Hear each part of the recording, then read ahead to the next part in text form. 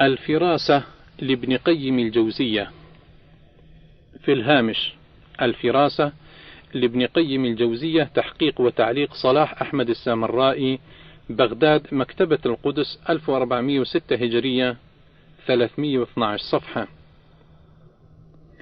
وهذا الكتاب في الفقه الإسلامي، ويتخصص في الدعاوى القضائية والأدلة الجنائية، وهو باب فريد لم أر من خصه بمؤلف مستقل سوى هذا الإمام البحر العلامة ابن قيم الجوزية. يقول في مقدمته: سئلت عن الحاكم أو الوالي يحكم بالفراسة والقرائن التي يظهر له فيها الحق والاستدلال بالأمارات، ولا يقف مع مجرد ظواهر البينات والأحوال، حتى إنه ربما يتهدد الخصمين إذا ظهر له أنه مبطل، وربما سأله عن أشياء تدله على بيان الحال، فهل ذلك صواب أم خطأ؟ فهذه مسألة كبيرة عظيمة النفع جليلة القدر، إن أهملها الحاكم أو الوالي أضاع حقا كثيرا وأقام باطلا كبيرا، وإن توسع وجعل معوله عليها دون الأوضاع الشرعية وقع في أنواع الظلم والفساد. انتهى. وإنما اخترت بعض الأخبار النادرة من أول الكتاب، ولم أورد المسائل الفقهية وتفريعاتها وما يحتاج منها إلى فراسة وكيفية ذلك، وأقوال الفقهاء واستشهاداتهم رحمهم الله رحمة واسعة. انتهى الهامش. الفراسة.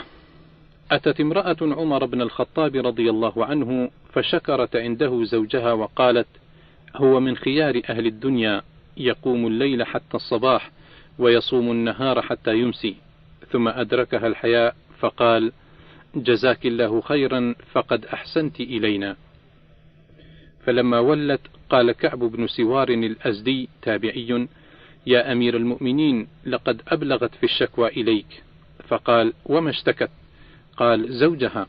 قال: علي بهما. فقال لكعب: اقض بينهما. قال: أقضي وأنت شاهد؟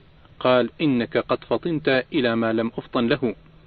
قال: إن الله تعالى يقول: فانكحوا ما طاب لكم من النساء مثنى وثلاث ورباع. صم 3 أيام وأفطر عندها يوما، وقم 3 ليال وبت عندها ليلة. فقال عمر: هذا أعجب إلي من الأول. فبعث قاضيا لأهل البصرة، فكان يقع له في الحكومة من الفراسة أمور عجيبة. وكذلك شريح في فراسته وفطنته. قال الشعبي: شهدت شريحا وجاءته امرأة تخاصم رجلا فأرسلت عينيها وبكت، فقلت: يا أبا أمية، ما أظن هذه البائسة إلا مظلومة. فقال: يا شعبي، إن إخوة يوسف جاءوا أباهم عشاء يبكون. وتقدم إلى إياس بن معاوية 4 نسوة، فقال إياس: أما إحداهن فحامل، والأخرى مرضع، والأخرى ثيب، والأخرى بكر. فنظروا فوجدوا الأمر كما قال.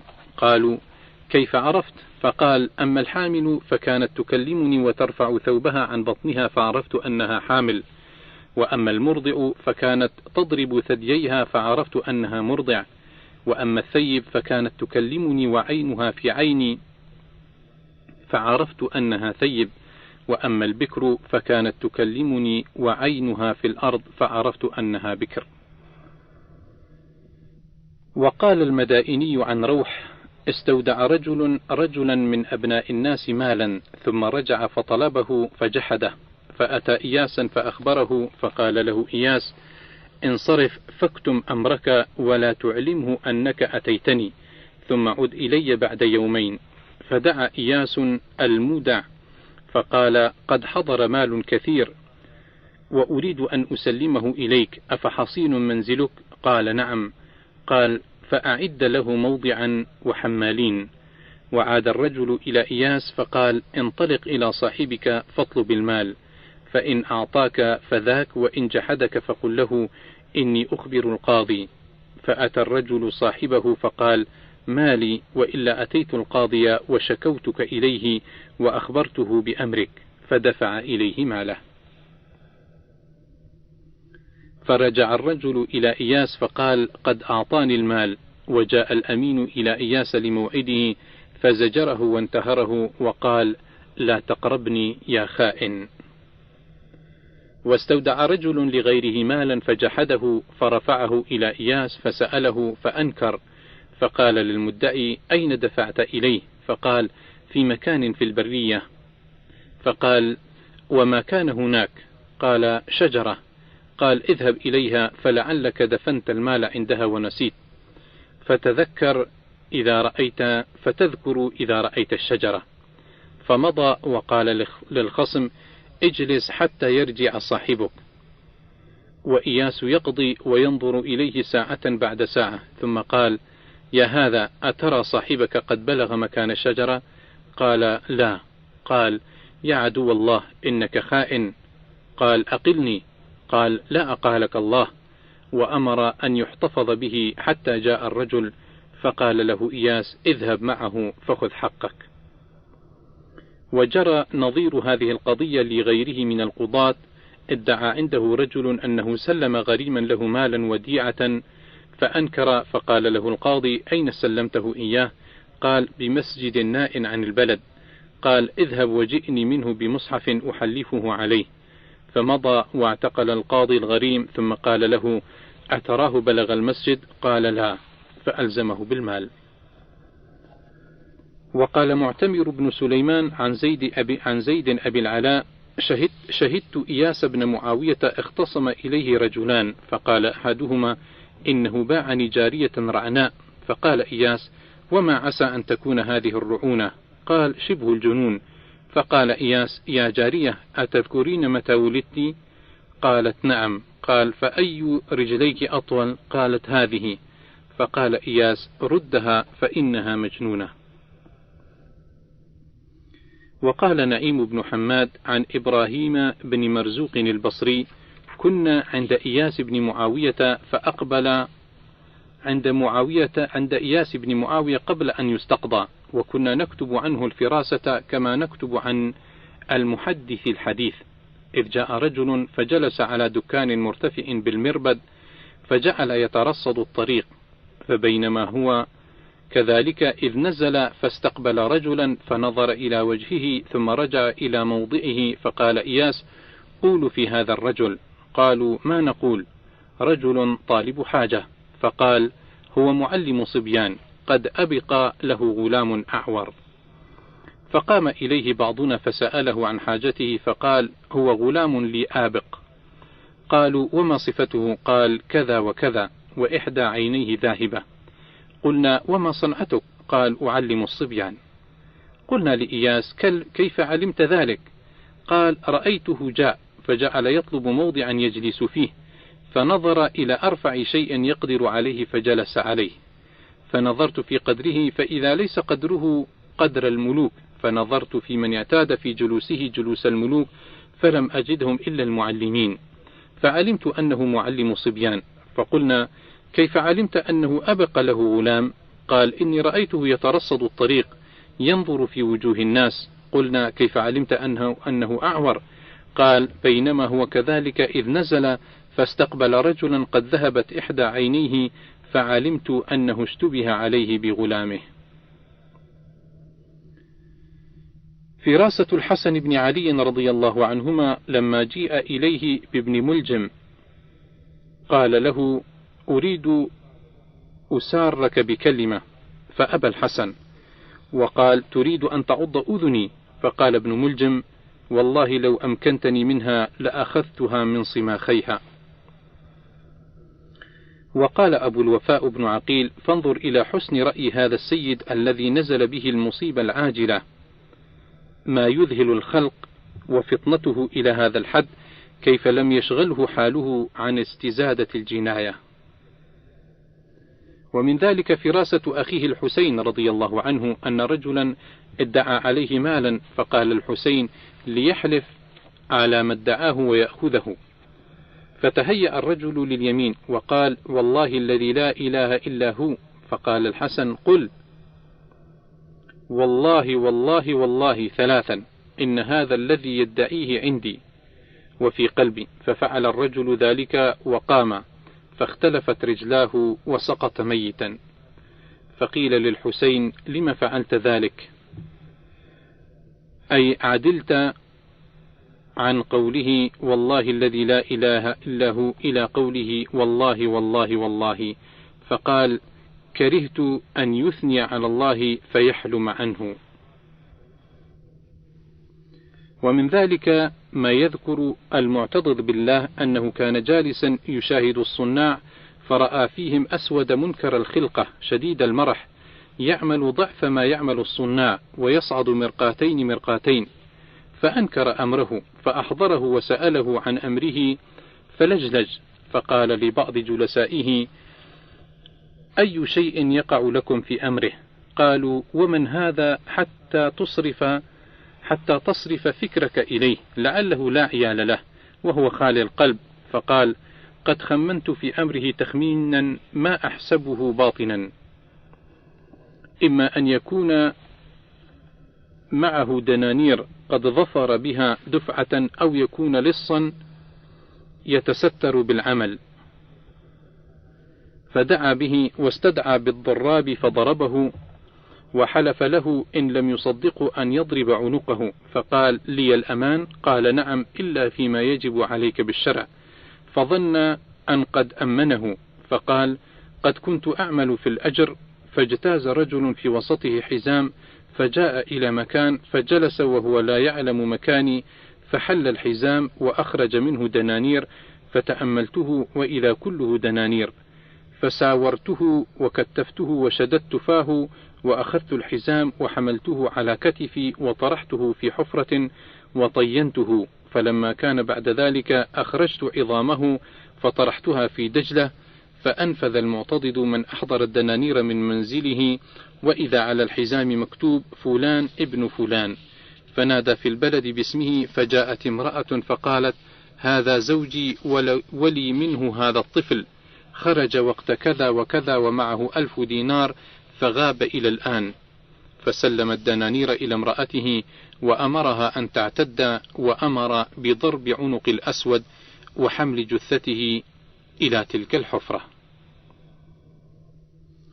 ومن عجيب الفراسة ما ذكر عن أحمد بن طولون أنه بينما هو في مجلس له يتنزه فيه، إذ رأى سائلا في ثوب خلق، فوضع دجاجة على رغيف وحلوى، وأمر بعض الغلمان فدفعه إليه، فلما وقع في يده لم يهش له ولم يعبأ به، فقال للغلام: جئني به. فلما وقف قدامه استنطقه فأحسن الجواب ولم يضطرب من هيبته، فقال: هات الكتب التي معك وأصدقني من بعثك، فقد صح عندي أنك صاحب خبر.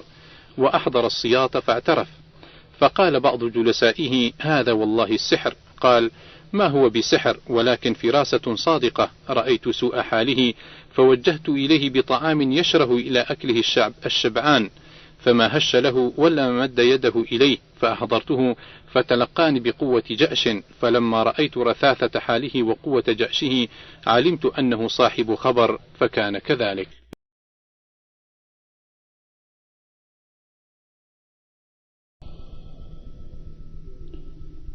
ورأى أحمد بن طولون حمالا يحمل وعاء وهو يضطرب تحته، فقال: لو كان هذا الاضطراب من ثقل المحمول لغاصت عنق الحمال، وأنا أرى عنقه بارزة، وما أرى هذا الأمر إلا من خوف. فأمر بحط الوعاء، فإذا فيه جارية مقتولة وقد قطعت، فقال: اصدقني عن حالها. فقال: 4 نفر في الدار الفلانية أعطوني هذه الدنانير وأمروني بحمل هذه المقتولة. فضربه وقتل 4. وكان يتنكر ويطوف بالبلد يسمع قراءة الأئمة، فدعا ثقته وقال: خذ هذه الدنانير وأعطها إمام مسجد كذا، فإنه فقير مشغول القلب.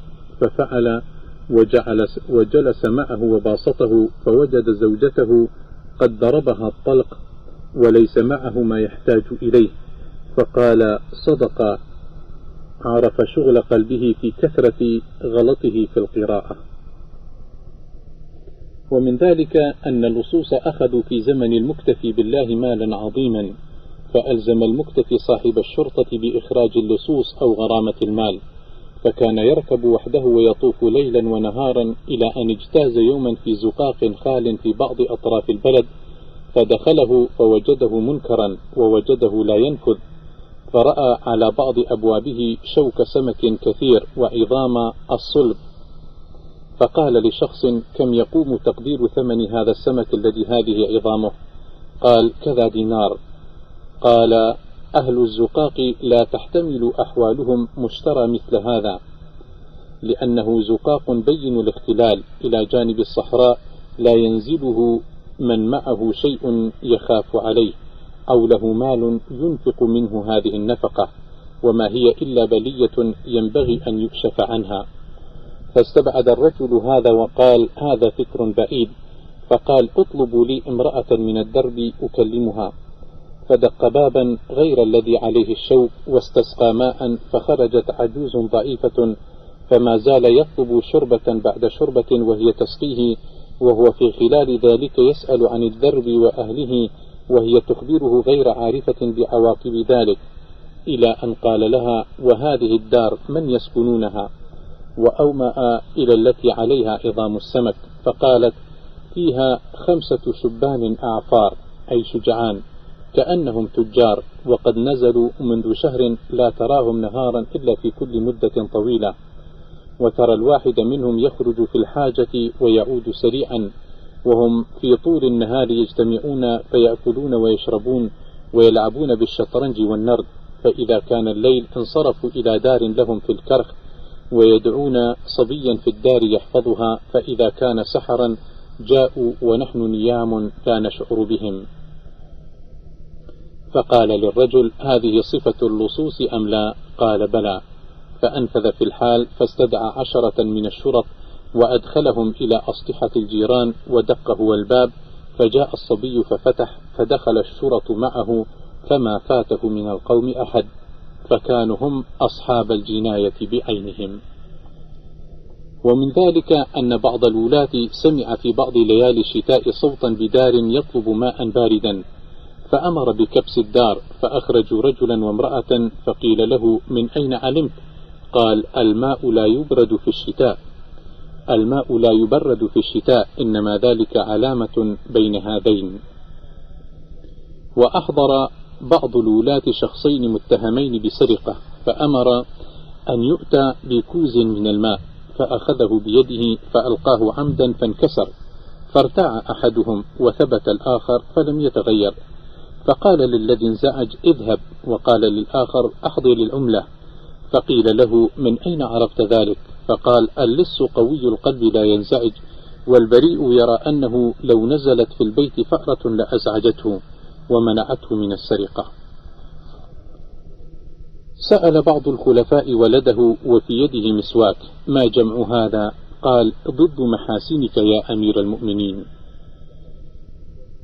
دخل معن بن زائدة على المنصور فقارب في خطوه، فقال له المنصور: كبرت سنك يا معن. قال: في طاعتك يا أمير المؤمنين. قال: إنك لجلد. قال: على أعدائك. قال: وإن فيك لبقية. قال: وهي لك. خرج عمر بن الخطاب رضي الله عنه يعس المدينة في الليل، فرأى نارا موقدة في خباء، فوقف وقال: يا أهل الضوء، وكره أن يقول يا أهل النار. كان لبعض القضاة جليس أعمى، فكان إذا أراد أن ينهض يقول: يا غلام اذهب مع أبي محمد، ولا يقول خذ بيده. قال: والله ما أخل بها مرة واحدة. قال مالك عن يحيى بن سعيد أن عمر بن الخطاب رضي الله عنه قال لرجل: ما اسمك؟ قال: جمرة. قال: ابن من؟ قال: ابن شهاب. قال: ممن؟ قال: من الحرقة. قال: أين مسكنك؟ قال: بحرة النار. قال: أيها؟ قال: بذات لظى. فقال عمر: أدرك أهلك فقد احترقوا. فكان كما قال. قال الشعبي: كان عمر في بيت ومعه جرير بن عبد الله البجلي، فوجد عمر ريحا، فقال: عزمت على صاحب هذه الريح لما قام فتوضأ. فقال جرير: يا أمير المؤمنين، أو يتوضأ القوم جميعا. فقال عمر: يرحمك الله، نعم السيد كنت في الجاهلية ونعم السيد أنت في الإسلام. فقال عمر: يرحمك الله، نعم السيد كنت في الجاهلية ونعم السيد أنت في الإسلام. قضى علي رضي الله عنه في مولود ولد له رأسان وصدران في حقو واحد، فقالوا: أيورث ميراث اثنين أم ميراث واحد؟ فقال: يترك حتى ينام ثم يصاح به، فإن انتبها جميعا كان له ميراث واحد، وإن انتبه واحد وبقي الآخر كان له ميراث اثنين.